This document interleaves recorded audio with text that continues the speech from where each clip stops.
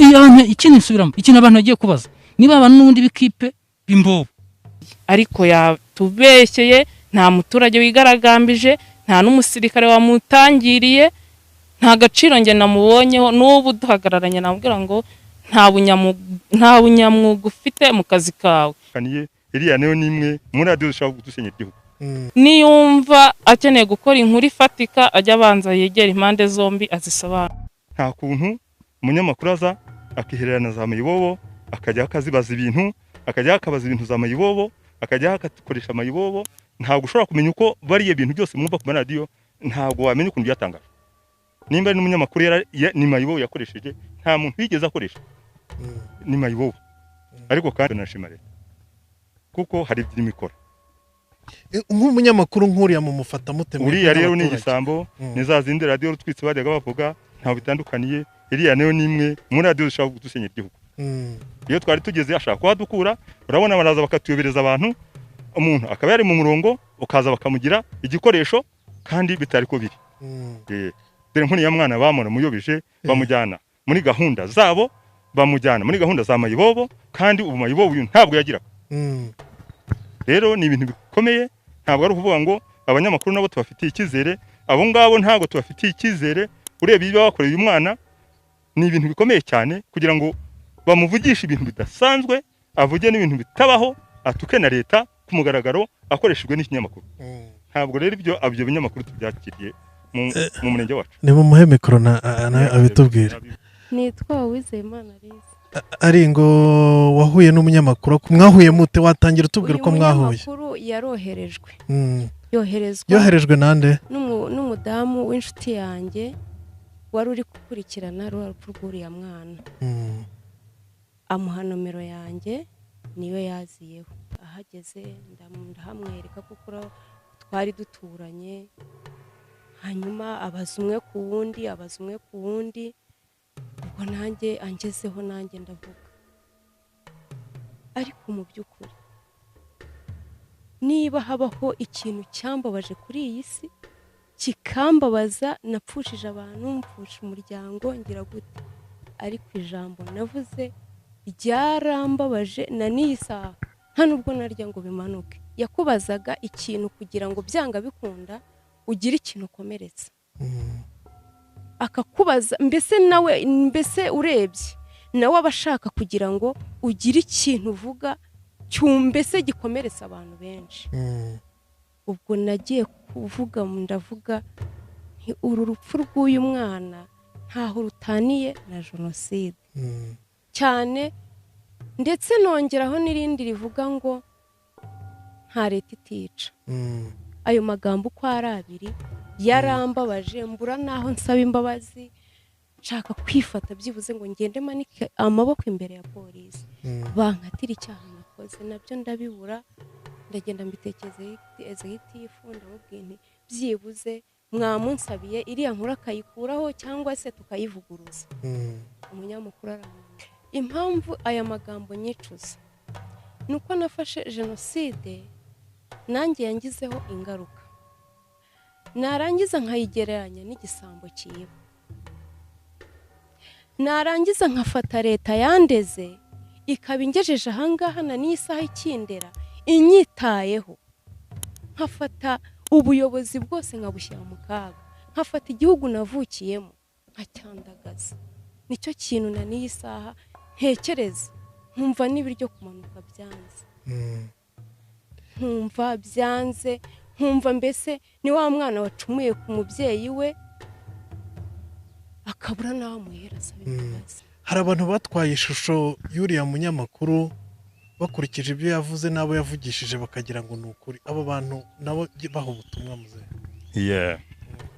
abantu rero bumvise ibyo umunyamakuru yavuze iryo jwi iyo radiyo ngo niyiharye radiyo ntibuka ariko ngo ni Ishema TV abantu rero bumvise amakuru iyo Ishema TV yatangaje bakumva ko yatangaza ku bantu bashyigikiye bari bashyigikiye Ndagara numva bakwiye kumanza kumva inkuru bakajya batekereza ngo inkuru yaturutse he abo bantu bakavuga bati iyi nkuru ntabwo ari ukuri kuko ziriya nkuru zatangajwe nta kuri kuzirimo. Afunga uwo mwaka byabereye mu ruhame, ari ibindi byose bimutwara byamujyanaga transite, bavuze ko ari inshuro enye yabaga afatiwe hano mu mutekano muke yateje. Ibyo rero n'abandi bagenda nkawe, nagira ngo ababyumva bumve ko ibyo bintu byakorwaga hano, twebwe ababikorerwa turahari, turabimenyereye.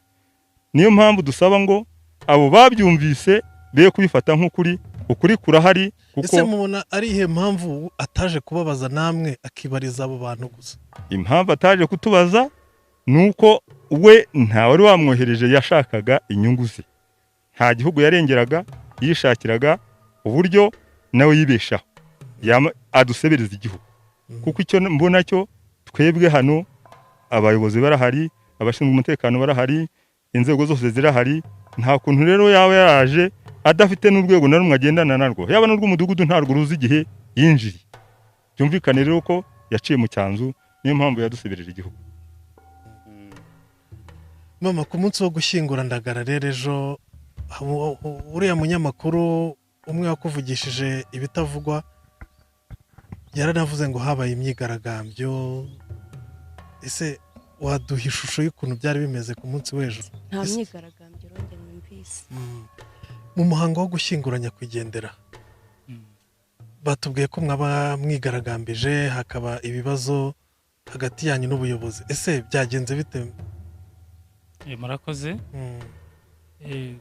Ariko nagira mbanze mbisabire nk'abanyamakuru, namwe mujye mugeza mutubaze kandi muze muri abanyamakuru koko b'igihugu. Urumva nk'icyo kintu nko kivuzwe n'umunyamakuru ushinzwe gutanga amakuru no guhumuriza abaturage cyangwa se no kubarenganura nk'uko bivugwa kandi ari nako biri, ari ukajya gushyiraho n'inkuru nk'iyo. Icyo ntabwo cyabayeho, ni ikosa. Nakunyana gasubiramo ngo ni ikosa ndetse ni n'icyaha. Murabona ari iki kihishe inyuma yo gutuma umunyamakuru avuga ko mwigaragambije, ngo mwamucishije ahantu, inzego z'umutekano zishaka kumufata? Murabona ari iki kihishe inyuma y'ibyo bintu byose? Murakoze. Wenda ntabwo nzi imikorere y'abanyamakuru n'ibyo bamugamije, cyangwa icyo nzi mugamije nuko ari ukurenganura abaturage, ari ubuvugizi, kuko ntabwo twakwirahira ngo twarenga ngo turahire ngo akarengane kabaho mu bantu. Nuko katakorwa na leta, ko leta yacu ntirenganye mu by'ukuri, ariko kakorwa n'umuntu ku giti cye mu nyungu ze nk'uko bimbajije. Uyu mugabo rero ahubwo nkamwe abanyamakuru bagenzi be mu mutubarize, ni iyihe nyungu afite yo kuduharabika cyane sibye n'igihugu muri rusange, guharabika abaturage bacu bigaragambyaga, abaturage bacu ko twicaye mu mahoro, ko ejo bundi guverinoma yadusuye n'umuyobozi w'ingabo tukamusubira ibibazo dufite, tukamubwira ikibazo cy'ubukene bugiye kuzatwica kubera ko nkanye mfite ibiti bigeze muri 30 nk'ibi ngibi nkibitera, uriya muhungu yaraje arabitwara. Mubajije ni iyihe mpamvu? Arambwira ngo nibisigaye nabitwara nkanakwica. Ibyo ni ntanyibwe haraba. Okay, icyo ndavuga nuko ubwo wanyica akataramagara bajya ku isoko reka mbireke. Ariko icyishe nyuma ukumbajije icyishe nyuma ni iki? Nta kindi nuko harabika igihugu, nuko dusebya. Nta kindi mvuga rwo, nta kindi namenya. Wenda abazi wenda iby'iki by'abanyamakuru nkamwe muzamutubarize icyo ashaka kugeraho n'icyaho. Icyo navuga cyane cyane ndavuga kuri uriya munyamakuru ukorera ikinyamakuru Ishema TV. Ntekereza yuko kuva muri kiriya cyumweru cyo kuva ku itariki 13 kugeza ejo ku itariki 20, icyo yabashije gukora ni uguharabika igihugu cyacu, guharabika abaturage muri rusange, kandi ibyo avuga byose ntekereza ko yumvisha uruhande rumwe rwa kiriya gisambo, ariko ntago ari uko yagombaga gukora inkuru ye. Niba yarashakaga kuryoshya inkuru ye uko yashakaga kuyiryoshya, yarabikoze pe, yumva uruhande rumwe, kandi mu by'ukuri yagombaga kumva impande zose, kuko impande zose nizo zari kumuha amakuru afatika.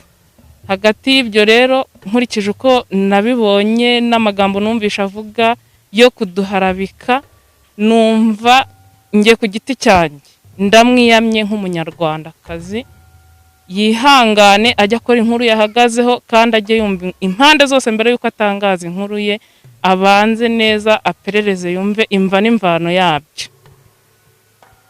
Ikindi ndasaba yuko mu gihe nk'iki ngiki habonetse ibibazo nk'ibi, uretse ko tutanabyifuza, nifuza yuko niba umunyamakuru aje gukora inkuru kuko ndahamya yuko na nimugoroba ku itariki 20 yaraye yikozeho inkuru ihagije abeshyera igisirikare cy'u Rwanda, abeshyera igihugu muri rusange, kuko iyo ubeshyeye igisirikare cy'u Rwanda gihagarariye abanyarwanda ahangaha ni nkaho ubutanze igihugu bubeshyeye igihugu.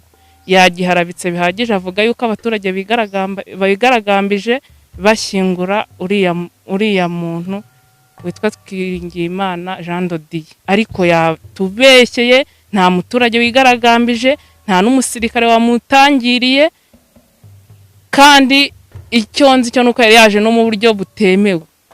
Rero ntekereza ko nawe agomba gushyiramo ubunyamwugerega kandi akihesha agaciro. Nta gaciro nge namubonyeho, n'ubu duhagararanye namubwira ngo nta bunyamwuga ufite mu kazi kawe.